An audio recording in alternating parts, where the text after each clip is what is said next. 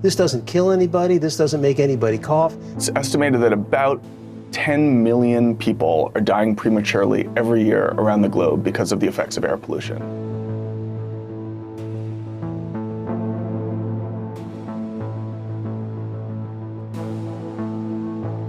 Look, the air is ugly, it's unpleasant to breathe, and for a lot of people, they get anxiety over it.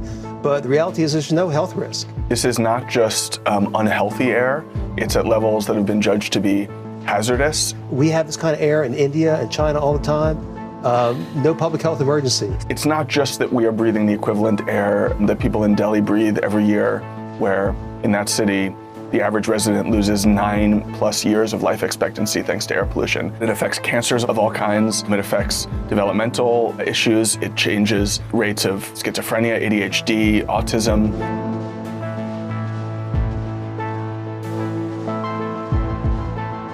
This is not a health event. This has got nothing to do with climate. In part because of the burning of fossil fuels and the relentless addition of carbon emissions to the atmosphere that we've undertaken, especially in the West, but increasingly all around the world over the last couple of decades. We are moving from a familiar but quite forbidding global fire regime that we've lived under over the last couple of centuries into one in which we're probably still going to be burning some more fossil fuels going forward and doing more damage to the planet's climate and producing environmental conditions that make not just fires, but large, out-of-control fires much, much more common. This is wildfire smoke. This is natural.